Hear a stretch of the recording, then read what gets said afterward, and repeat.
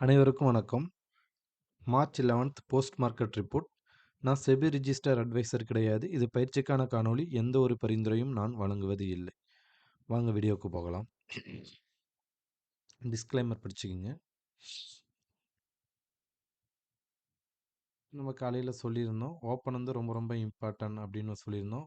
அதேமாதிரி yesterday high வந்து ரொம்ப ரொம்ப இம்பார்ட்டன்ட்.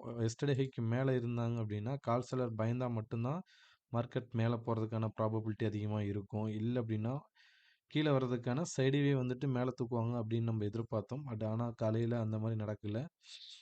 என்ன என்ன பண்ணியிருக்காங்க அப்படின்னா ஒரு ஒரு நல்ல ஒரு மூமெண்ட்டு நம்மளுக்கு ஃபஸ்ட்டு 15 மினிட்ஸ் கேண்டில் நோட் பண்ண சொல்லியிருந்தோம்.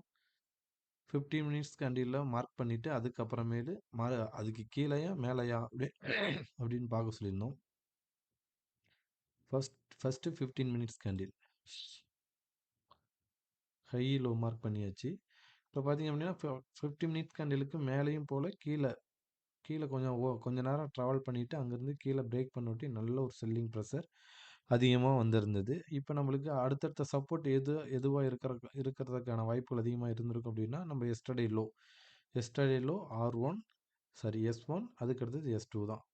நம்மளுக்கு இப்போ இந்த லோவை பிரேக் பண்ணுறப்ப இந்த இடத்துல உங்களுடைய ஸ்ட்ராட்டஜி அப்ளை பண்ணியிருந்தீங்க அப்படின்னா நீங்கள் மார்க்கெட் மேலேயே கீழேன்னு தெரிஞ்சிருக்கும். அப்படி இல்லை அப்படின்னா எஸ்டர்டே லோவை பிரேக் பண்ணுறப்ப நீங்கள் அந்த இடத்துல தெரிஞ்சிருந்தா கூட நல்ல ஒரு இம்பேக்ட்டு நம்ம புட் சைடு பிடிச்சிருக்க முடியும். ஓகேங்களா? அப்போ ஹை டு லோ வந்து நம்மளுக்கு ஆவரேஜாக 200 பாயிண்ட் கொடுக்கணும். இன்றைக்கி நம்மளுக்கு 400 பாயிண்ட் ஹை டு லோ வந்து கொடுத்துருக்காங்க. ஓகேங்களா? நெக்ஸ்ட்டு பார்த்தீங்க அப்படின்னா 1 ஹவர் சார்ட்டு. 1 ஹவர் சார்ட்டில் பார்த்தீங்க அப்படின்னாலும் அந்த ஹை லோ தான் நம்ம மார்க் பண்ண சொல்லியிருந்தோம். இந்த ஹை லோ தான் நம்ம மார்க் பண்ண சொல்லியிருந்தோம். இப்போ இந்த லோவை பிரேக் பண்ணொட்டி நம்மளுக்கு நல்ல ஒரு செல்லிங் ப்ரெஷர் மார்க்கெட்டில் கொடுத்துருந்தாங்க. நம்ம என்ன காலையில் ப்ரெடிக்ட் பண்ணோம்னா இந்த மாதிரி சைடு வேவாக போயிட்டு மேலே தூக்குவாங்க, இந்த கேப் ஃபில் பண்ணுவாங்க அப்படின்னு பார்த்தோம் அப்படின்னா அந்த 15 மினிட்ஸ் கேண்டிலில் பிரேக் பண்ணொட்டி நல்ல ஒரு மூமெண்ட்டு டவுன் சைடு வந்து கிடச்சிருந்தது. ஓகேங்களா?